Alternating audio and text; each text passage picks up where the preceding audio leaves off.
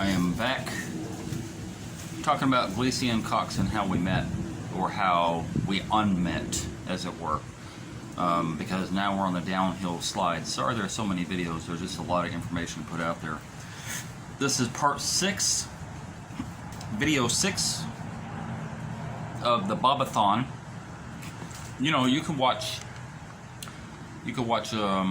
me talk, or you could just put it on speaker driving down the road and get your entertainment, I suppose, met just listening to me talk, because the words are more important.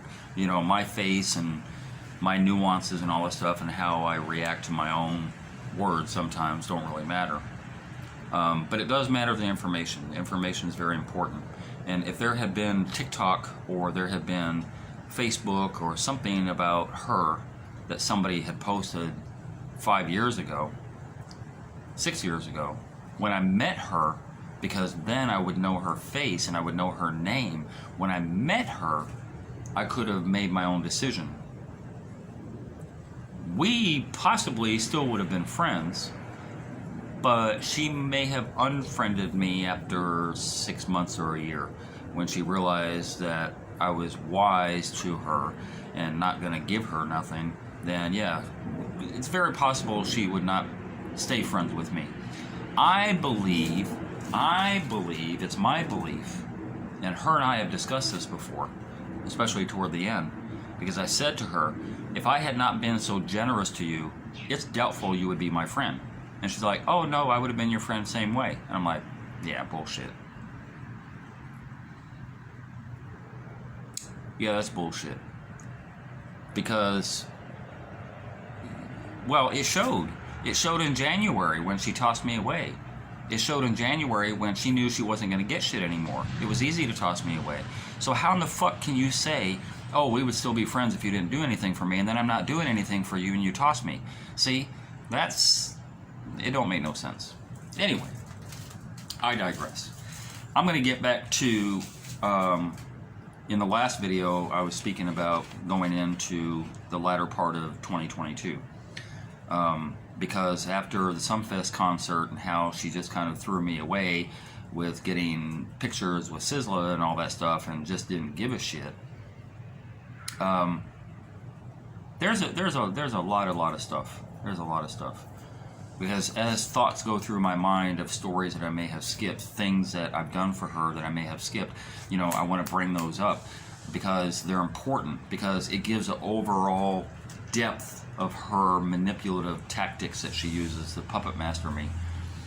But if I come up with some residual stuff, there might be a video 8 or 9, you know, where I start talking about willy-nilly this and that, da-da-da. But I want to talk specifically about, on this video, you know, bringing it forward into late 2022. So, she's in school now, on my dime, staying in her apartment in September on my dime. I don't know how she paid the rent. September? Oh shit. Okay, so this is important to know also. I have received, I have another YouTube channel, and I hit 100,000 subscribers at that point in September, ironically in September. And when I hit the 100,000 subscriber mark on my channel, and I don't get monetized on my other channel, it's a long story, I decided to do a give back, so to speak. The giving back to my community, giving back to my 100,000 subscribers.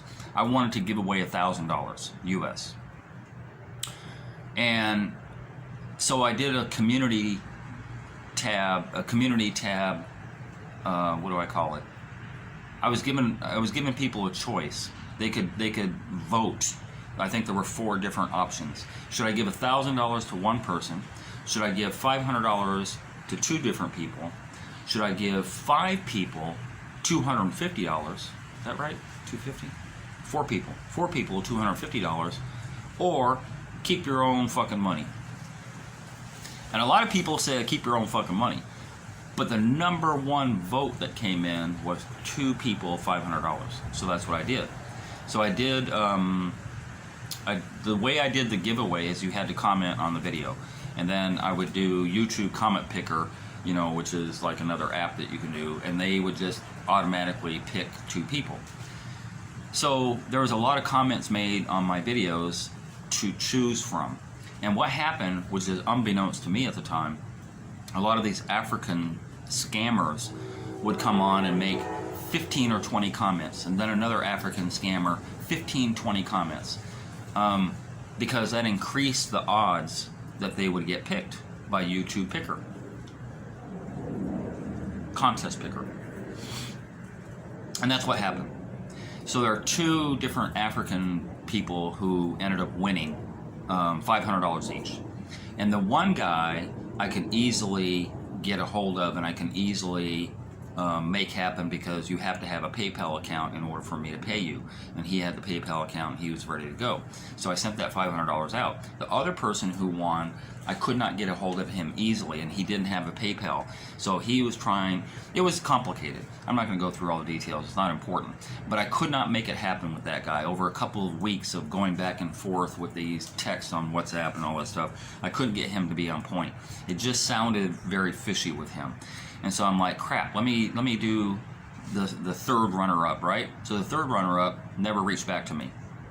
Like I said on my channel, you know, hey, I wasn't able to give out this other $500, so this guy, Joe Blow, whatever his name was, you're now the winner. And he never got a hold of me. So late September, early October, I said, well, shit. Yeah, I could keep the $500 to myself, but the whole point was giving it away to somebody. So I thought to myself, well, you know, Lacey's in school now, and she's probably going to be struggling with her bills and all this stuff. I don't know if her and I are still good, blah, blah, blah. And so, like a fucking idiot, what do? I said, hey, Lacey, and I explained the story to her. I'd like to give you the $500 as the winner, because I was going to give it away to somebody anyway, so it was already gone. Oh, thank you, Bobby. I appreciate that. I still have that screenshot. From Western Union, where she got like whatever that amounted to, 80 grand, 82 grand, something like that. So I know she was able to pay her bills September going into October. But a funny thing happened in October. We have communication on a daily. We tell each other everything all the time, right? On a daily. Because that's how we work, you know, BFF.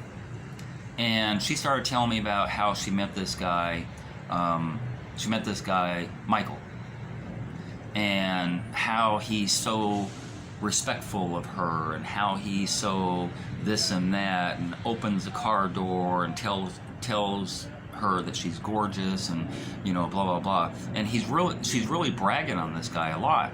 And I'm like, you go, girl, you go get your money, you go get your support, you know, from somebody. I didn't have a problem with that she was seeing this guy. And then as it turned out, the next guy came around, because apparently they were out on a date together. Her and Michael were on a date, and they go to this restaurant, and the restaurant's packed. So somewhere in the back, some guy stood up and he said, hey, there's seating over here if you're looking for, and they're like, oh, thank you, and they went over and sat down. That was Dane. Now remember these names. Dane is an important player. So at some point during dinner, Michael gets up to go use the bathroom or go get a drink or something like that. And so Dane just says, you know, hey, what's your name? You know, da da da. So Dane starts playing his game, and of course, and Dane's a big man. You know, Dane's my age. He's ugly, but Dane is a Jamaican guy, and he's only in Jamaica visiting. And it just so happened Lacey was there, and it just so happened they ended up meeting and exchanging phone numbers. So Lacey's telling me about all this stuff in October. You know, oh, this Dane guy, and he's like this airline. He's into the airline, you know, and he's there in Georgia, same place you're at. And he has, he's a boss. Like, he's a boss. Sometimes we're having a phone conversation, and I hear him ordering people around. You know, hey, go do this, and da-da-da. And she's like, it gets me excited. You know, he's just a boss, you know. And I'm like, okay, he's a boss. And she's excited about both of them. Both of them while she's still with Kanai. Both of them she's messing around with while she's still with Kanai. Okay, so through this conversation in October that we're having, you know, I'm telling her, well, I'll be there in November, blah, blah, blah, as I usually am. I'll be there in November, and, you know, what do you want to do? I know you're going to be on your little Christmas break. With my time there going into December, you're going to be on Christmas break, so what do you want to do? She said, I haven't been to the beach in a long time. You know, I need to touch base with the water. And I'm like, yeah, right up my alley. Yeah, we go to the beach. You know, well, what else do you want to do? You know, and she's like, oh, you know what? We could go to Shades. And I'm like, Shades? So Shades is a go-go club, a strip club. And I am familiar with Shades back 21 years ago when I first started going to Jamaica. And used to frequent that place pretty often. In fact, my first girlfriend in Jamaica came from Shades. She had just started. I won't get into that story. But anyway, so I was very familiar with Shades. And I knew that Lacey would blow the place up. I knew because of her look and her sexiness and demeanor and all that stuff that all the girls would be focused on Lacey. And I thought, yeah, that's a cool place. We could go there and, you know, like have a great time at Shades. So we planned that date. Put a bookmark there. Anyway, so she's conversing with Dane, who's in Georgia at the time, you know, back and forth and all this stuff, and then he's planning a trip to come to Jamaica in December, which is very convenient because I'm going to be there in December. And we're having this conversation and this and that, and, you know, going back and forth with, you know, these two guys that she's having these conversations with. She was physically seeing Michael at the time, and he was very respectful to her, so I was really pushing her on to Michael, you know, to kind of get with him and, you know, do what she can with her charm and her, you know, the ways that she does. Although he's Jamaican, so I don't know if it would work on him the way it worked on me. Doubtful. Anyway, we are still communicating through October into early November. And she's telling me how, you know, oh, you know, that her and Dane are talking all the time, you know, video chat and this and that, da-da-da. And she can't wait to see him and blah, blah, blah. And I'm like, okay, you know, you got a backup number 2. Good for you. Because I have no problem with that. Remember, I'm only paying the tuition. So I get there in November. And just prior to November, sorry, it's toward the end of November that I get there. Just prior to that, I think it was like November, mid-November, 13th, 15th, something like that. And she's telling me about how her and Michael went out again. And she's telling me about how her and Michael had gone to this great restaurant and the food was good and the ambiance was good and all that stuff. And he opened the car door and blah, blah, blah. Giving him all the respect, all the props. They left there and they went to some bar to go get a drink, or some other place that they went to. I know there were 4 places involved. So they left there. Then they went to a place over in Ochi called Taboo, which Taboo is kind of more or less a go-go club also, but kind of a swingers type club-ish, something like that. And they just opened a few years ago, and I've never been there. And they said it was whack, or she said it was whack. She said it wasn't that great, I don't know what the problem was, you know, this and that, da-da. So we left Taboo and we went to Shades. And we had a good time at Shades, and she shows me this picture with this see-through dress that she has on, and she's looking like to the nines, you know, she's looking sexy and all this stuff, and I'm just sitting there going, what the fuck? And I hit her up and I said, yo, you know, we were supposed to go to Shades? And she's like, yeah, but he took me there. I'm like, but you didn't have to go in. You could have said, hey, Michael, you know, me and Bobby plan on going here. You know, like, you and I can go some other time when he's gone. You could have said that. Yeah, but he took me there. You know, we had a good time and this and that. And I'm like, yeah, but we were supposed to go. You and I were supposed to go. We planned that date. Why the fuck would you agree to go to Shades with somebody else before our time? That was disrespect. I can't imagine if that was reversed, right? Let's say that I planned with a friend, girlfriend, whatever, and we were friends, we were tight, and I planned something, you know, to go to the zoo, for example. And then 3 weeks later or 4 weeks later, I'm telling the girl, you know what? I went to the zoo with this other person and we had a great time and da-da-da. You don't think that woman would feel away? Like, what happened to us? We were supposed to go to the zoo. Like, you could have gone to the zoo with that other person some other time.